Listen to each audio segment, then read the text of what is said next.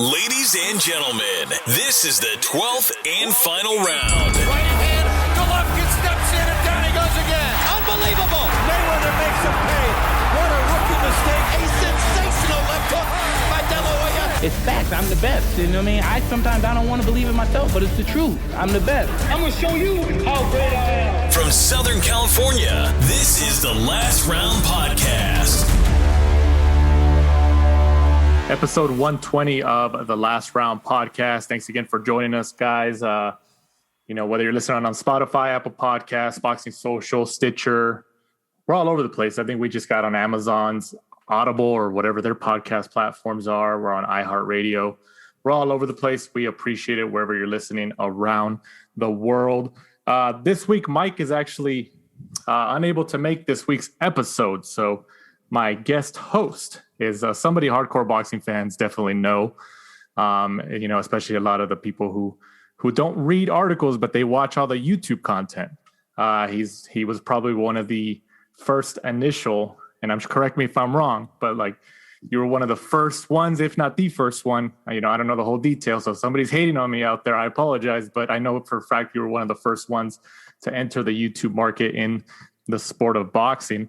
Marcos Villegas of Fight Hub TV joins me this week as a guest host. Thanks for joining me, man. Yeah, of course. And yeah, it's kind of weird hearing people refer to me, and people have said this, like, oh, you're one of like the godfathers of YouTube. And I'm like, what the heck? Like, I'm young, dog. But yeah, I want to say, yeah, I was the first batch of people that got on YouTube and started doing all this 10 years ago. It's been crazy, to be honest. Has it been 10 years already? I think it's been more, actually. I think it's been 11 now. It has been 11. Yeah, so started with a dream, broke in a room, and now I'm on here on the podcast. I know, right? Well, I definitely appreciate it. Mike appreciates you filling in for him this week. We definitely he owes me donuts. He does, man. And I'm sure he's listening to this right now. So, Mike, if as you're listening, get him a dozen donuts and send it to his house, man. Send it over. But, kind of jumping right into it, this past Friday, actually, from the H Arena in France.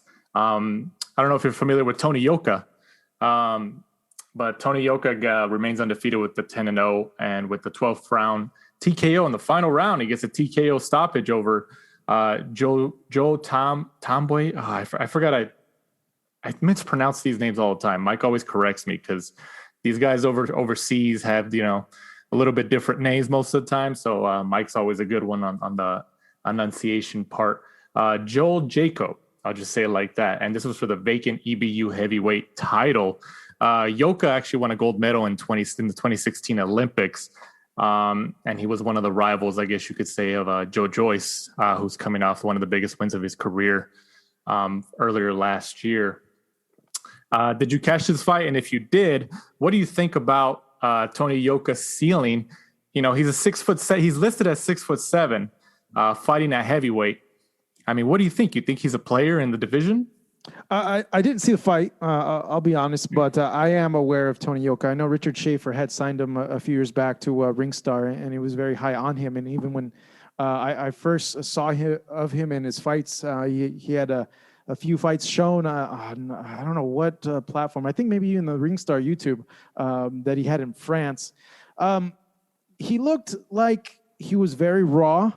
It reminded me a lot of what Joshua was in his first 5-6 fights, where everybody was saying he was a little stiff. I don't want to say Yoka's robotic, but a little stiff, and it was a little green. In terms of his ceiling, you hear of a guy that's an Olympian, a gold medalist, and who's a heavyweight, and immediately your eyes perk. You're like, huh, okay. I wonder how good this guy is. We're looking at Joe Joyce, and Joe Joyce had, a lot of fanfare as well with his turn. And it's funny, coincidentally, I think Schaefer had signed him for a while. I don't know what happened with that. Where is Schaefer, actually? I haven't seen him. I don't think you're the only one to ever ask that question in the last couple of years. Now that I think of it, I haven't seen him very, very often. But it's very like a very similar not career trajectory, but I think questions that I think I had of Joyce, I have a Yoka. Obviously, he hasn't stepped up in competition yet. He's I don't want to say the safe route, but he's building, which is what they should be doing with a guy that from I remember seeing maybe about a year and a half ago, I felt still needed a lot of work. Obviously, EBU is not a major sanctioning body title. So, they're getting him the right fights to go ahead and build him up. But, at some point, you're going to have to make a leap of faith. And it remains to be seen how soon that'll be with Joyce. I think they barely did it with Triple D in this last fight, because I think a lot of the criticism of Joyce was he seemed very slow, very robotic. And you ever play Marvel versus Capcom? Yeah, I've played it in the past. Yeah. The played for first one, PS3, I think. Yeah, the first one that actually had the Juggernaut. Yeah. That's a good analogy. Was slow but powerful. And that was what they'd say about Joe Joyce, which is why his nickname is the Juggernaut. So, we'll see. You just don't win a gold medal. So, he has the fundamentals. He has the pedigree there as well. So it remains to be seen, though. He has to step up, and I think he's a little bit older, right? I think he's in his mid to late 20s. Mid to late 20s. Yeah. He's in his prime right now. So I think they better put their foot on the gas in terms of moving him along. Even though I know COVID deterred a lot of people's careers for at least held them back for like a year or two. So he mentioned after the fight that he feels he deserves a shot at a top 10 heavyweight. Yeah, there you go. There's obviously Joe Joyce is there. Chizora's out there and stuff like that. I mean, ideally, if you were the matchmaker, you had a say in his career and his next fight. He obviously wants a top 10 guy or somebody close to those rankings. Who's somebody that you can see him matched up with in the following fight? Throw him in with Bermane Stiverne. Stiverne's former heavyweight champion. He's obviously not in his prime anymore. He just lost a fight, I believe, to on that Don King card. I forget who he fought. But yeah, throw him in there with Stiverne. I think Stiverne would maybe be a good test. If not, Yoka-Djeko, I think would maybe be a good test. Frank Sanchez fought him at the Barclays Center. I want to say maybe about a year and a half ago. I think that could potentially be a good test. You don't think Stiverne's over the hill, though? You think that's why he should fight Stiverne? More for the name on his resume? Is that what you're saying? Well, because Stiverne was a former champion, right. And he even though you would think on the surface he's past his prime, he has experience, and let's see how he does with that's the job of a matchmaker is you can't throw your guy in with the Sharks right away. You got to give him different looks little by little, different pieces of the puzzle put in there. So I think, even though Stiverne might not be top 10, he's top 20. I think compared to the guys that Yoka's fought in his whole career, that'd be the biggest step up in terms of experience. Yeah, I could see it. I mean, Hey, I'm looking out for Yoka. No, I think it. That'd be a good test. It would show us where he's at, because if he goes 12 rounds with Stiverne and can't put him away, then that shows you something. That shows you where he's at. Right. I can see that. It's not that I don't understand your point, but I think what you mentioned earlier, how he's obviously he's in mid to late 20s. So it's not like he's in his early 20s, like, some of these other guys, like, Dynamite Dubois or any of these guys. So, based on that, like you said, like, I feel maybe he should kind of step on the gas a little bit. But I could also see your point that Stiverne is a former world champ. As your hypothetical job as a matchmaker, you kind of want to keep him on a path like that. If he goes 12 rounds with somebody like Stiverne or anything, it's a good measuring stick. Yeah, start throwing him against opponents that, like, these other heavyweights in the top 5 have already beaten. Wilder, Duhapis, there was the other guy the Polish guy that everyone thought he killed in the ring with that knockout. What was that guy's name? This bald Polish guy is Spilka. Artur Spilka. Throw him one of those guys. Let's see how he does little by little. Well, Tony Yoka actually 2 fights ago stopped Duapas, Johan Duapas. Well, there you go. Look at that. It Yeah. shows you how much I know. Shoot.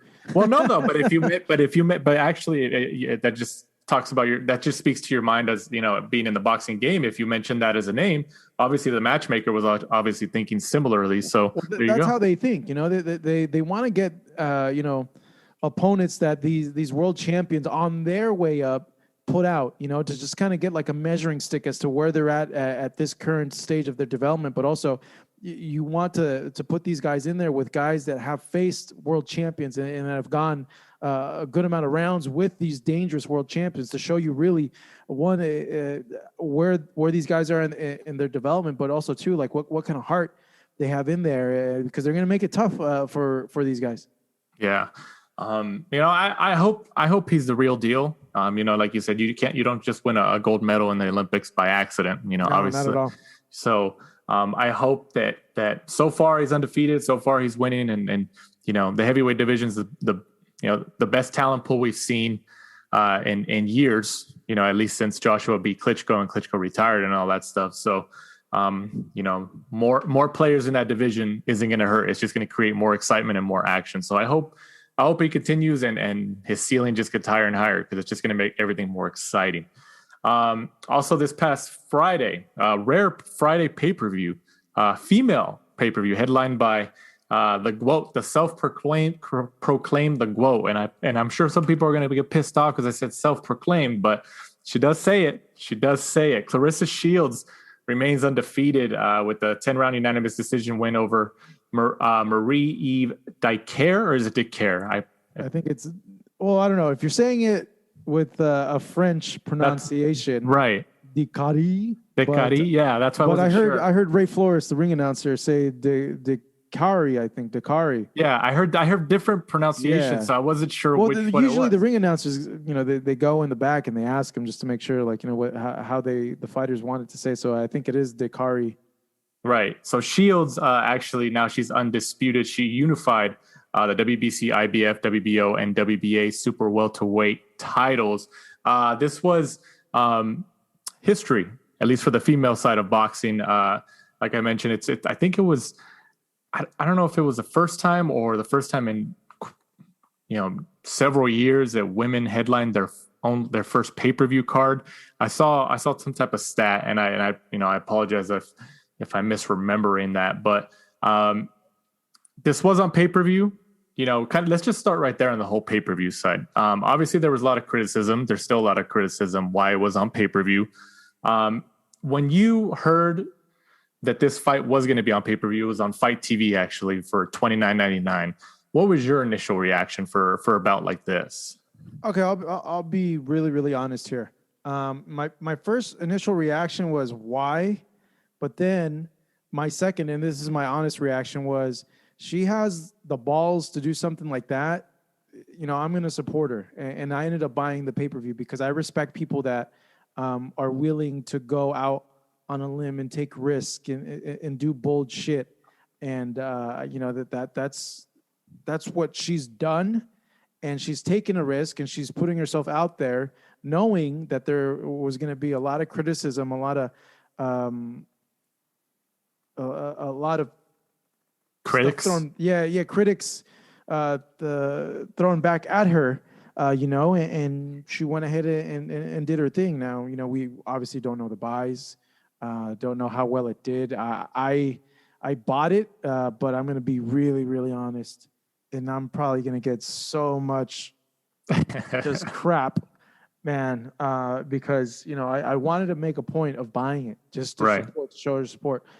But I don't know if man. So I do this full time. I'm ingrained in boxing, and sometimes it gets so overwhelming that I just need to check out. Right. And it just so happened that was a heavy content week for me, and I just needed to check out. And I completely checked out that weekend, and I missed the fight. Oh, wow. No way. I didn't watch the fight because I didn't want to do anything with boxing at all. I'd been grinding already since the Sunday before, just churning out interviews, and it just kept coming in. And then the Canelo fight stuff, it was just like I needed a freaking break. You right. know, and I chose that Friday, so I went and ordered it, but I didn't get a chance to see it. I hear that she stopped her, and people are saying, why doesn't she go to 147 to fight the winner of McCaskill and Cecilia Braekhus? Am I saying that right? Braekhus. People call her Braekhus, which is yeah. There's different pronunciations for that too. I have no idea how she would be able to make 147. No, I don't think she can make it. She's too muscular. Right. She's a very built woman. How? I have no idea. No idea how she can make 154. But yeah, that was my honest reaction. You know, I think, you know, people expected it not to do well, you know, but I think she should be commended for that. And her promoter should be commended for that, because it wasn't their plan to go on pay-per-view. You know, they had to go that route because Showtime pretty much dumped them to the side, you know, had promised them dates and they didn't come through, and no one would show her or was giving her dates. No other network. So, you know, they had to go that route, and they took a risk. Right. And then for that fight, actually, Shields actually landed 28% of her punches, 116 out of 409, while Dicaire, I apologize to our French audience. However, I mispronounced that. I apologize. Landed only 12%. So Shields actually more than doubled her. She only landed 31 of 263. So I think realistically, I know we talked we previewed this fight on last week's episode. Shields, ever since she's turned pro, she's dominated every opponent she's been in front of. So, you know, if you want to say best pound for pound female fighter, I don't think you can argue that. I think that's true, right? Disputed in 2 weight classes. Like who? Yeah, I understand the death of competition, but like it is what it is, you know. Like no other female has done that at this point actively in 2 weight classes. So you know, you got to give her props. She has to be, you know, number 1 active right now. Yeah, I you know, Katie Taylor, but Katie Taylor isn't undisputed in 2 weight classes, right? You know? And they're obviously, you know, because I saw and then her fights. People think she lost her last 2 fights. That's true. You know, that's true. So, I've seen some Twitter, you know, obviously we know about how boxing Twitter is, how it can be, and the hole you can kind of dive into on boxing Twitter. But I saw some boxing Twitter sucks for reals. But this is negativity, dog. Like, and here's the thing: boxing is a sport that it's highly negative. It's negative. People are used to it. It's because when you join boxing Twitter, you get involved, you see all the other guys always be negative, criticize. So you think, oh, well, this is how it is. And then they're negative. No one supports anybody, really, to be honest, you know? Like, I try to stay away from Twitter now, bro. It'll drive you crazy. Yeah, I could see that. But don't you think it's like a necessary evil, though, for the sport? No. Really? No. Okay. So I think the obviously criticism is warranted when you buy a product, when you purchase a product, when you're viewing a product. So, you know, obviously some of the criticism in terms of the matches are fine, are warranted, because we should voice our criticisms towards some of these fights that are being made, because ultimately they're putting stuff on pay-per-view that isn't pay-per-view worthy, but, you know, the way we let them know is not buying the pay-per-view. Right. You know, the way we let them know is not watching the fight because we don't like that fight. The way we let them know is by doing that. Now, the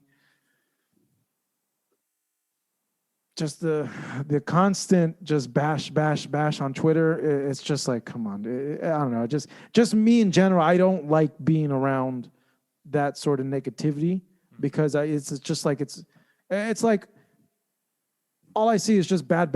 You're never like praising anything. And it's like, well, what the, like, you know, right. It becomes like that sort of thing, you know, and I don't like that, you know, like the older I've gotten, the more I just want to be supportive of people and what they're doing, and try to see the other side, the struggle of what people are going through. And I think in general, we need that just more from people, to support people that are trying to be bold and doing big-ish. And yeah, you know, every once in a while it's good, I guess, to let off some steam, but I think boxing Twitter as a whole just overdoes it.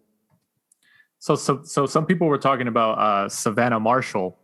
Yes. So what do you think about that fight, because their names have been kind of parallel, especially the last couple fights, that maybe I don't think anybody, and honestly, like, no one's going to be able to challenge Clarissa at this point. Like, let's be truthful, like, no one's going to be able to touch her. I agree with you, but Mike, obviously the guy you're filling in with, my co-host, yes, he thinks Marshall can beat her.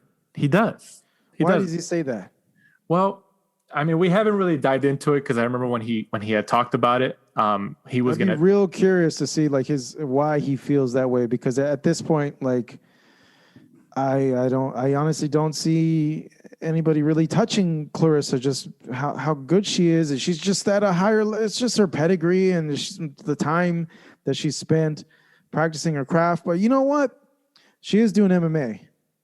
Coming this year, and let's see what happens. Because that's a lot harder of a challenge for her. And if by chance she gets cracked in an MMA fight and things go downhill there, let's see how that trickles down into her boxing career, because as we've seen, it's not an easy transition to go from boxing into MMA. Right. I mean, do you see her once in MMA maybe staying in MMA, or kind of going back and forth like a Heather Hardy does? I don't know how she would be able to consistently go back and forth, because MMA training is they're always hurt. I think they're even more hurt than boxers. Like that training is day in, day out, just a brutal grind on your body, and it just wears on you. So I don't see it. I don't know.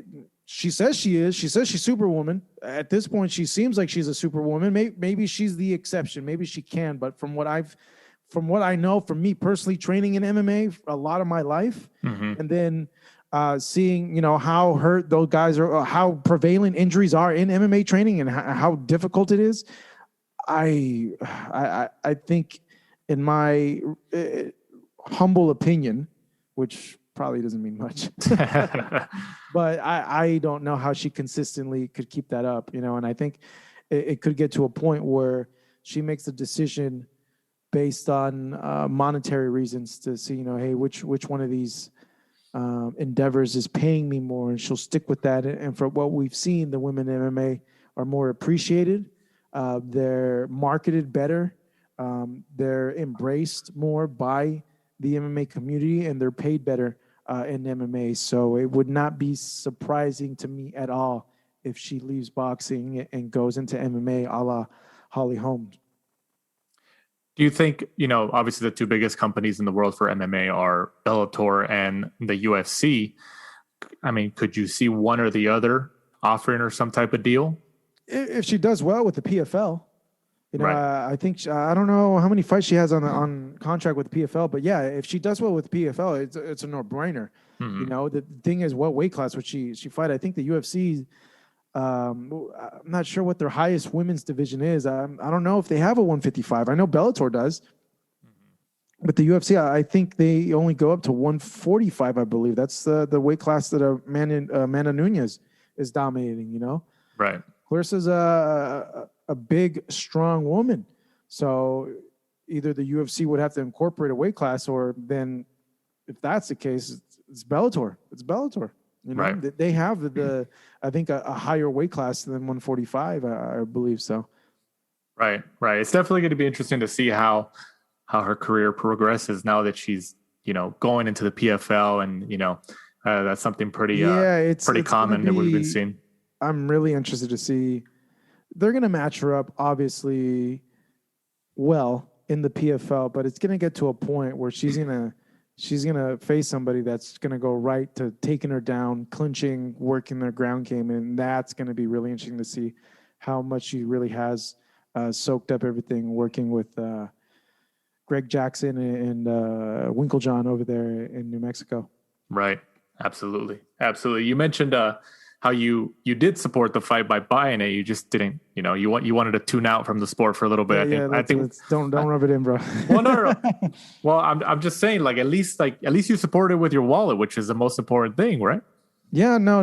Like I said, like I understand. I was, I don't know. I just have a soft spot for people that are attempting to do entrepreneurial type stuff or taking risks like that. And I think, we should we as people should support people that are at least trying to do something great or something different, because at the end of the day, at least they tried.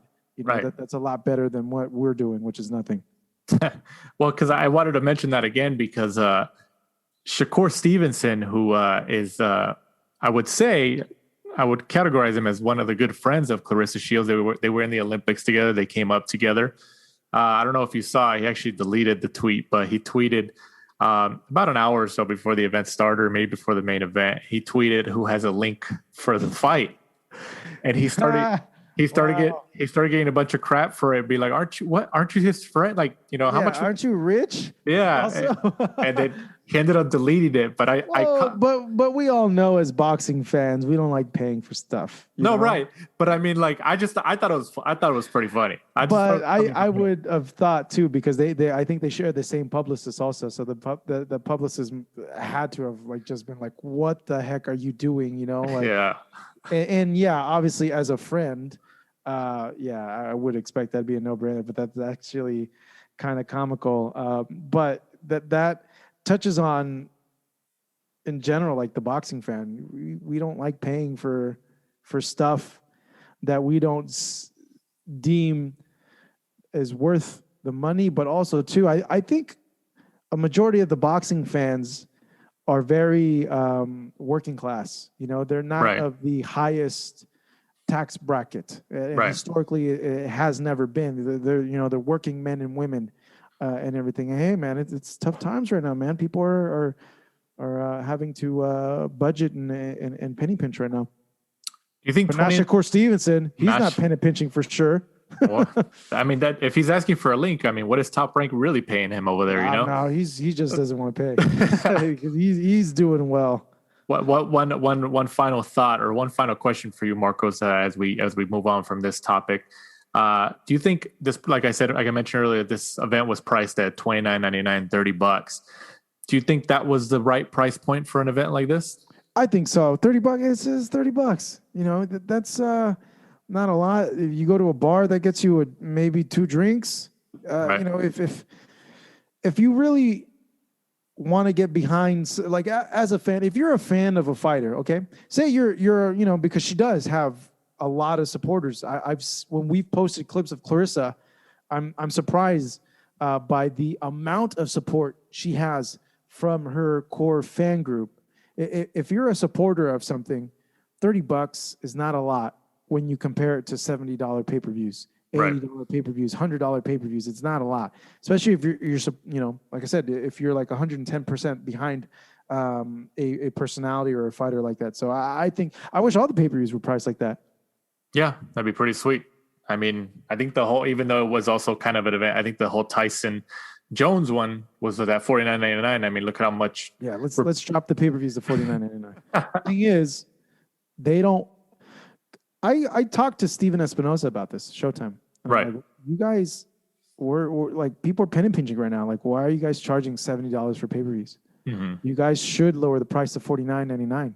Mm-hmm. You know, I think that's a good level ground. And he said, pretty much, we don't want to risk that. Not we, but he said, I don't think anybody wants to risk lowering the price of pay-per-view and getting the same amount of buys we would get if we didn't lower the price of pay-per-view. I could see that. Yeah, I could see his concern behind that. Now we're cutting on the buy. Now we're making less revenue and getting the same amount of buys. Yeah, I could see his concerns, but I mean, you know, that's what they pay him for, to have that business acumen like that. So whether you like it or you hate it, I mean, that's what he's a smart guy. He's a smart guy. You know, he knows. He's been there at Showtime a lot longer than what people thought he would be. Because I remember in the beginning when he got hired, people were like, this guy's Golden Boy's lawyer. What is he doing in this? Yeah, he was Golden Boy's lawyer. Yeah, that's what a lot of people. He's come. That's what a lot of people don't realize about Steven Espinosa, because he's been at Showtime for quite a few years now, quite several years actually. But a lot of people who I've talked to over the years are surprised that he was actually Golden Boy's lawyer. They're like, oh, wow, because, you know, he works with Floyd and PBC now. And, you know, there's kind of the animosity between the promoters and the networks and stuff. But he started with De La Hoya. You know, that's where he made his name. Yeah, he's Golden Boy's lawyer. And, yeah, he's done good. He's done good for the most part. I think Showtime's given us pretty good fights. There's been stinkers here and there, but I think for the most part they've done well with what they've offered the boxing fan.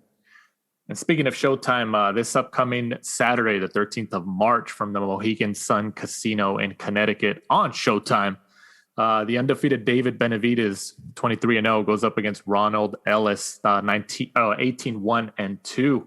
Benavidez is obviously, considered, at least by many, as one of the best fighters at 168.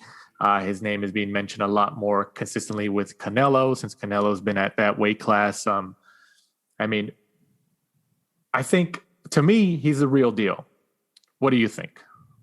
Oh, for sure. Yeah. And this is what lets you know that he's the real deal. It's when the trainers in boxing say that, they hold him in high regard, high esteem. And I've talked to the trainers, I've talked to retired fighters, and they all tell me like, no, like this kid is legit. Like this kid is for real. If he just stays focused, doesn't get in trouble, stays the middle ground, he can go far, and he could maybe be the one that is able to beat Canelo in the future. It's just, you could tell, like they always say like the eye test, but like when you see someone and then you think, wow, that's not normal. I don't normally see that from a boxer. They are not doing this to the opponents, like especially like this young. Like he's already overachieved. He became the youngest world champion for a time. I think at 21, I believe. Already 2 times, obviously, because once he got stripped with the little drug mishap that he had, and then the second one was his last fight where he lost it on the scales, unfortunately. But I think he is, and I think eventually he will end up getting a big fight. I don't know if Canelo will still be around at that point, but I think he's developing into the real deal, and someone who's had that much. He didn't have an amateur career, right? But his amateur career was sparring freaking guys like Golovkin and all these guys at the wild card, and it's just like, I think that's just as good. For him, because he was getting sparring with world champions that were killers in their prime when he was like a kid at 17, 18, along with his older brother. I mean, like you said, he's kind of like his own worst enemy at the moment. He got stripped of his WBC title a couple years ago for his drug mishap, and then and then he lost the belt on the scale subsequent to that. I don't want to label him, at least, even though it's been 2 times with issues like that. I don't want to categorize him that he's going to be maybe like a Broner or something in terms of like behaviors like that. But I mean, can you see that as like a consistency going forward for him, that that he experiences issues like that? Like, because if it does, I mean, like we said, he's talented, but he's his own worst enemy at the moment. He's still very young. He's still 21, 22. So I think it's too early to tell if that is going to be a theme with him throughout. I think it's too early to tell. He's in Big Bear. He's been focused. His dad takes him to Big Bear to keep him, disciplined and focused. I think as long as his dad's keeping tabs on him and they put him in a place away from distraction. He just became a dad too. So, you got to factor that in, that maybe that's going to help tremendously in terms of his focus as well. So I think it's too early to really tell. And he's still very, very young. And look, when we've all messed up when we're young, and he said the prior mishap with not making weight was because of COVID, that they just weren't prepared to cut the weight, if that's true or not, or if he didn't put in the work during the camp. Who knows? He looks way better now, in better shape now than the photos from that last camp. Right. So it remains to be seen. Yeah. And his opponent, Ellis, he's a native of Lynn, Massachusetts, and he's fresh off a win over 3-time world title challenger Matt Korobov, who Korobov was actually forced to retire due to an injury during their fight on Showtime. So this is the second fight on Showtime or at least since that one, at least. Ellis has actually been calling, Ellis, obviously he's a lesser known name than Benavidez at this point, but Ellis has been calling for a big fight, a bigger name between 160 and 168. I think he's mentioned that he can make either one. I think he has it. He has one of the biggest players within those weight classes. Do you think there's any chance he rises to the occasion this weekend and maybe shows some grit and maybe wins more rounds than people think, or even maybe wins the fight, which is obviously he's the underdog, but what do you think? Well, Durrell was doing really well against Benavidez until he got stopped. So I think in the Durrell fight, it showed that you can outbox David. The question is, your conditioning has to be 210%, because David is a pressure guy. He's going to look to wear you down and break you going into the fight. So, I think Ellis will win some rounds. Obviously, you got to base your plan on what you've seen work on your opponent before, and they're going to probably look at the Durrell fight and be like, hey, Benavidez can be outboxed, and you just got to see if the conditioning holds up. Now, if he's going to win, I think that's a tall order. Korobov, though, is a very I have him in high regards. I felt that he beat Charlo that night in Brooklyn 2 years ago. But obviously, a little bit older now, he's Korobov. So that shows you, though, because Korobov is no joke, very accomplished amateur as well. So we'll see, but it's hard to bet against David right now because he's 21, 22 in his prime, and pressure guys at that young, he's just relentless. This guy's just relentless. He's an animal in there. So let's hope for a competitive fight. Let's not hope for a blowout. I think it'll be a competitive fight. You mentioned Korobov. How you mentioned he beat Charlo, and there's a lot of people, especially after that fight, who felt he deserved the W.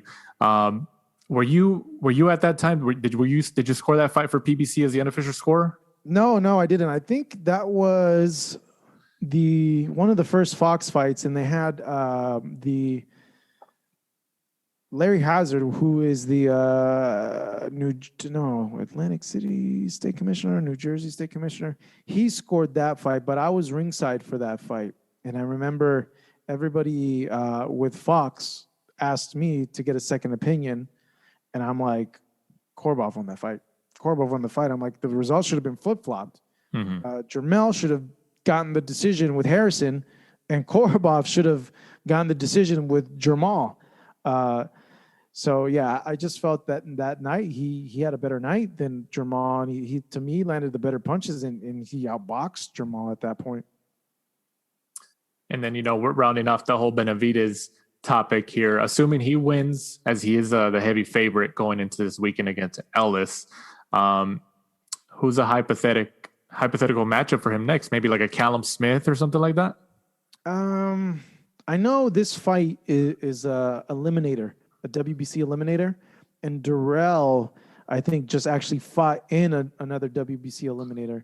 And when I talked to David last week, he told me that there's a possibility that he might have to rematch Durrell again, which I'm like, dude, what's the point of that? You just stop this guy. Like, why is there a rematch?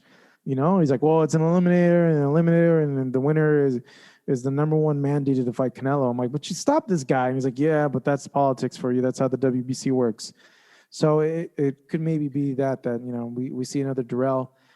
If not, I hope this push for a Jermall Charlo fight happens, but I heard that Jermall has said that he's not moving up to 168 pounds. So right. If that's not the case, then I think a Callum Smith fight would probably make sense, because it's looking like Caleb Plant is going to fight Canelo in September. Yeah, that seems like it's what's going to happen. I mean, we'll see. Assuming Canelo gets past Billy Joe Saunders in May, that is the rumor that Caleb Plant in September. Caleb Plant or either a third match with Triple G are the two. No, it's gonna be Caleb Plant. It's gonna that throws Canelo's whole plan out the window. Undisputed. Yeah, right. Because if he doesn't fight Caleb's gonna I highly doubt Caleb's going to wait till December for another fight. So it throws a lot of things off. And I don't know. I saw a tweet saying that Eddie Hearn and BBC and Fox both have deals in place already for Caleb to either whichever offers better for him to go to DAZN or for him to have a BBC on Fox pay-per-view with Canelo. So I'm thinking that looks the most likely. I think. Right. Yeah, we'll see. So, but Benavidez, like I mentioned, is the heavy favorite. So, assuming he wins, I agree with you. I don't know why he would have an eliminator with Durrell, but like he mentioned, at least he acknowledges the boxing politics within the sport. Especially with somebody like Canelo holding that title for that specific division. Canelo has the power. So, we'll see how I don't know. Maybe they'll make him franchise champion at 168. Don't franchise champ. Don't say that because you're gonna speak it into existence, man. Oh man, imagine. So Canelo wins. Say Canelo wins undisputed. All right, Caleb Plant, and then Benavidez is mandated, and then Canelo, not Canelo, but the WBC gives Canelo like, you know what, you can do what you want, man. Your franchise now. David goes and fights somebody to beat WBC, and it's just like, here we go again. I could see that. I could definitely see that. Here we go, the Lomachenko, Teofimo Lopez situation all over again. Yeah, exactly. And throw Devin Haney in there too, since he got the belt right after that too. Yeah, I know, right? But also this upcoming weekend, another exciting. Well, actually, this is probably most exciting. This should be the most exciting main event of the weekend from the American Airlines Center in Dallas, Texas on DAZN. Juan Francisco Estrada, 41-3, goes up against Roman Chocolatito Gonzalez, 50-2. And this is for the WBC, WBA, and Ring Magazine super flyweight titles. These guys aren't strangers to each other. They know each other really well. Tell me your reaction to this matchup and what do you think is going to happen? Man, This is a tough one because to me, I don't know if Roman is back because I didn't really have Yafai in high regards. I thought he was super overrated, to be honest, Mm-hmm. So it's hard. And Gallo Estrada has been more consistent with his performances, given the last few fights that he's had compared to Roman. Even though it seems that Roman's in a good place, he's been very, very disciplined. I don't know. This is a 50-50 fight. If you had to go by just how the guys have looked in the last few fights, maybe a slight nudge towards Gallo. But who knows? Honestly, who knows? Because if Roman's back like he was before, then that throws a whole new thing in there, as well. And we don't know how much COVID affected Gallo. Because he did get it. That's why the fight was originally pushed from I want to say like October to now. Mm-hmm. So we don't know if it's going to have lingering effects. Like I'm hearing that it affected Burchell in that fight with Valdez, like that it really affected him. So that's another thing that I'm thinking like, well, let's see what happens here. So Estrada and Chocolatito first met in November of 2012 out here in Los Angeles in the Southern California area. And Chocolatito actually came out on top when he successfully defended his WBA light flyweight title at the time via unanimous decision. 8 years later, rematch. Dang. Can we see the same sparks and fireworks from that first matchup? 8 years later, I think so. These guys are going to go at it. There's no way that they're not going to go ahead and go to exchange with each other. Just seeing how their styles, they both complement each other. This is gonna be a great fight. It'll probably be, we hope, but I think good certainty that there will be a good amount of action in this fight. And it could be a fight of the year, and we could end up seeing a trilogy fight based on what happens in this fight. Financially, from a financial perspective, assuming one or the other gets to win, obviously, who has the potential to make the most money going forward based on their name and their resume and their fights? That's a little hard, actually, because they're not in a division that's seen as a glamour or a money division. You know? That's why I asked it. So that's tough. I would think maybe Gallo, because there's a lot of Mexican Americans here in the United States that he could appeal to, and that he could go here, and if they push him right, he could sell out where those fans would go. Roman does real well in California because there's a big Nicaraguan population out here in Southern California. I don't know how well he did in New York because they put him on a Golovkin card, but you would think because of that, because Gallo has two fan bases, and obviously Mexico, they love boxing, right? He does well over there also. That the money guy, the most potential there would be, in my opinion, Gallo Estrada. I think it's a 50-50. I think it's kind of tough, but I think I agree with you with Estrada. Having because look, the Mexicans are going to back Gallo, right? Yeah. And if he wins, they're going to back him even more. And I think just Roman is not the most marketable guy because he's so humble and soft spoken, which I think is totally cool. You know, but that doesn't sell. Right? That doesn't sell a big amount of tickets. People like out there personalities, and not to say that Gallo is not the most like out there charismatic guy either. He's not, but Roman's an introvert. He keeps to himself. He does his talking in the ring. But I think just because you have two markets here for Gallo here in the United States and here in Mexico, I think he has a bigger potential. Just because of the demographics of here in the U.S. and in, of course, Mexico.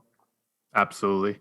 Also on the card, Hiroto Kayoguchi, 14-0, goes up against Axel Aragon Vega for the WBA light flyweight title. So another flyweight matchup. This looks to be the co-main event. And then a female rematch from earlier last year on DAZN, Jessica McCaskill, who is currently the unified, actually. I think she is undisputed. She's undisputed. I'm sorry. Undisputed. I'm sorry. Undisputed at welterweight. It's currently the undisputed WBC, WBA, IBF, WBO, and IBO welterweight champion. Rematch, like you mentioned, against Estrada-Chocolatito, who just suffered her first loss against McCaskill last year. Do you think it ends the same this time again? I don't know. It's hard. How old is Cecilia? 37.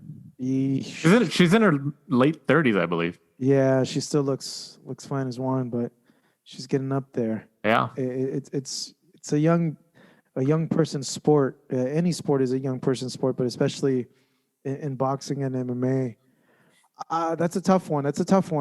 I honestly don't know. That's gonna be one where we'll see whoever is able to adjust and whoever is able to implement their plan that night. But if you're basing it on just father time, you got to favor the younger athlete in McCaskill. Do you think somebody like DAZN, since they have been putting on matchups with Estrada-Chocolatito, would kind of secretly want her to get the belts back, so maybe a future bout with like a Shields can happen? I don't know. I remember I heard Dana White one time say that him as a promoter, he doesn't really root for guys to win because it's burned him in the past where he gets too involved, and it's just like the emotional toll. And I think that's a smart approach. But obviously, network executives, they have an interest in their person to win.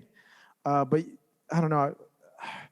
You'd have to look at the contracts and see if there is an option there on McCaskill if she does win, that DAZN gets the right to her next fight if she's able to win. But obviously that's a big fight. I think DAZN has been a big proponent of women's boxing. Especially with what Eddie Hearn has done with Katie Taylor and the females that he signed over there as well. So if Cecilia wins, That'd be really interesting because I have no idea how Clarissa makes 147 pounds. Oh my! It's just how do you do? Jeez, Yeah, exactly. She's able to be undisputed in 3 divisions. Game over, man. Like that's for no sure. one's ever going to match that accomplishment. Like a woman or man. And yeah, I understand. Apples and oranges in terms of the depth of competition, but it's still an accomplishment regardless. Yeah. I know what you're saying. Yeah, definitely. Rounding off that card, Houston's Austin Amel Williams, 7-0, goes up against Dennis Dolan. That's a big step up. Mama's boy. That's a really, when I saw that fight get announced, I was like, what? Mm-hmm. That's a big step up. Amel is a powerful guy, but Dennis is a very crafty guy, has a lot of experience. Do you think it's too dangerous at this point as a matchmaker? I don't know. I'd like to pick the matchmaker's brain on that, to be honest. I was surprised by that because Amo's still, I don't know, maybe they feel that, Amo's at a point where that they got to really, unless Amo asks for it, Amo's like, yo, I'm ready, At the end of the day, it could come down to that too. You're obviously, these guys work for the fighters, and you as management, if you're telling them like, nah, chill, like we want this fight, and the guy goes, no, you work for me, I want this fight. You got to do what he tells you. So it's going to be interesting to see if he's able to use his experience in there, and it could be a thing too that his style, they feel the team. Amo's team, it perfectly matches up because of how heavy-handed he is, and at some point they're going to crack him. You mentioned Dennis, has been in there with pretty significant names. Names such as George Groves, Anthony Durrell, David Benavidez, somebody we just talked about earlier, Jamel Charlo. Just having those names on your resume, even if he was on the losing end, I think nobody can deny that it still gives you some type of experience. You're still able to walk away with some type of experience when being in the ring with talent like that. So I agree. I think this is definitely a very intriguing fight for Amel Williams. If he rises to the occasion and wins, especially if he's able to stop him, that's obviously the best outcome that can happen for him and his team. But, is it realistic that he could actually win with somebody with this type of experience? Oh yeah, dude, this guy's a tremendous puncher. Right. He cracks him. Well, let's see how good of a chin Douglas still has, but yeah, this guy's a big puncher. And I think it'll say a lot about him if he's able to get him out of there in spectacular fashion. But it also with Douglas, he's gonna make you on your money, man. He's gonna give you a hard night, and maybe that's what they want in this fight for the growth of Amo, is someone to really challenge him, really, push him, bring the best out of him, and challenge him. Right. Absolutely. And then rounding off the show at the news and notes section, Joe Smith Jr. and Maxim Vlasov, I hope I pronounced that right. Their title fight is being rescheduled for April 10th in Tulsa, Oklahoma. Joe Smith Jr., obviously, people might remember his name. Obviously, he's a big name in the division at 175 pounds at the moment, but he really jumped onto the scene when he knocked out Bernard Hopkins out here in Inglewood, California, out of the ring. Were you there?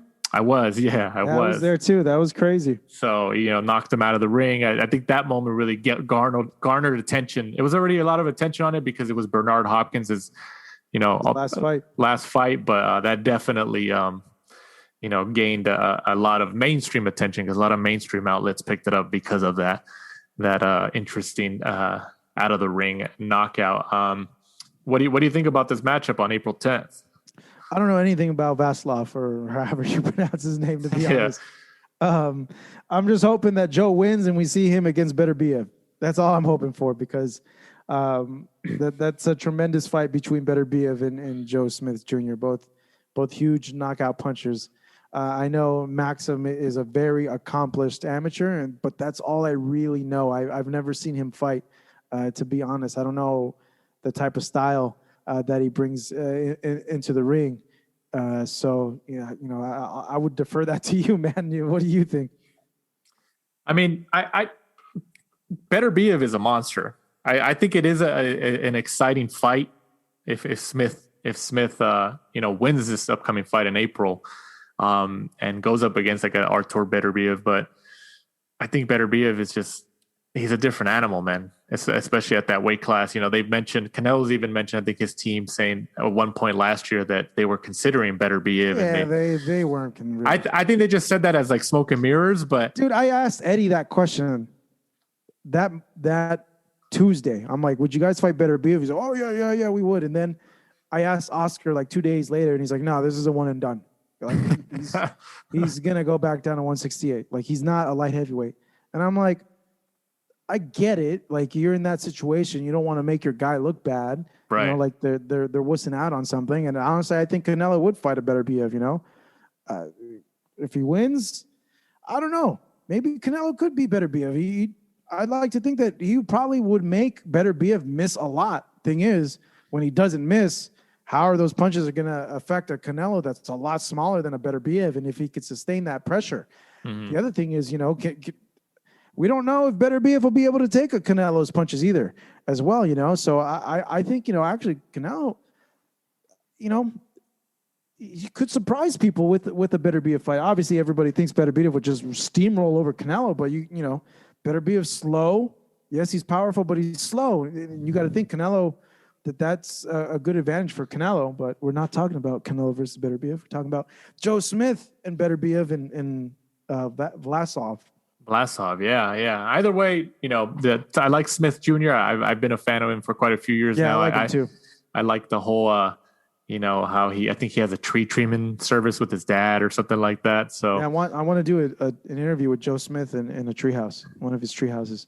Hey man, yeah, I think you can make that happen. I think you can make that happen. That'd be hilarious. Definitely have your multiple camera angles for that, man.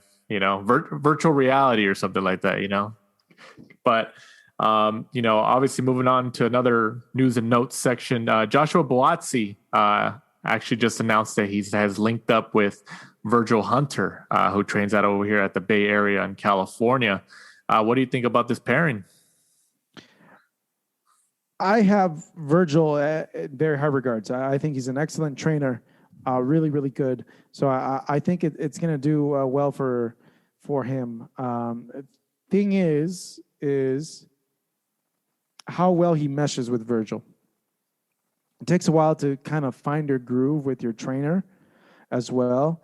And from that point, I guess we could really see how it is. But, if I was managing fighters or if a fighter had asked me like, hey, what do you think about Virgil as a trainer? I'd be like, dude, that's an excellent choice. If you're looking to really learn about hit and not get hit, and put in, good technical game plans and really hone in on your technique, he's one of the better ones, one of the best ones in that department. So yeah, I think that's a really good choice, not only for him, but any fighter that goes and links up with Virgil.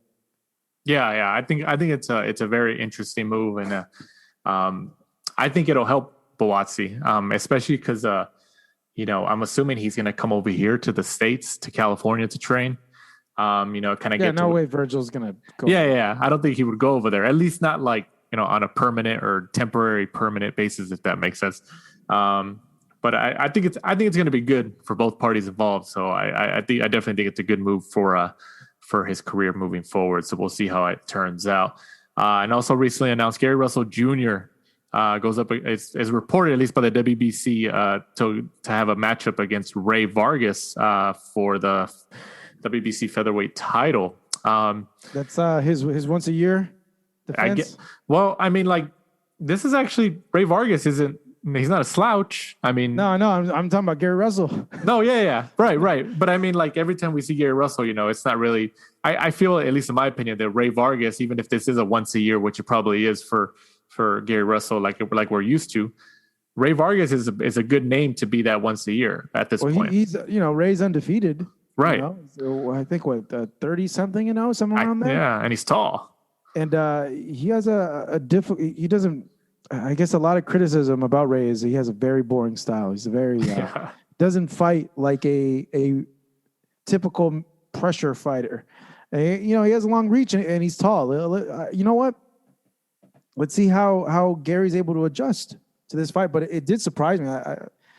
That kind of came out of left field because wasn't Gary saying that there was a contract that by this time he'd fight Devin Haney or something like that, like in a year's time or something? He's going back and forth with Devin Haney, like he's going back and forth with Terrence Crawford. I was really hoping him and Terrence Crawford would actually fight. Oh, that was never going to happen. You really thought that was realistic? That was never going to happen. Well, I don't know. For a second, I thought maybe it would be. Like maybe it was something where like it was so personal that they'd be like, you know what, F it, let's go. And like Terrence, like, dude, well, I need an opponent. Like like a lot of people would have gotten maybe behind it. Yeah, I understand it's a featherweight going up to fight a welterweight, but man, the beef was real there.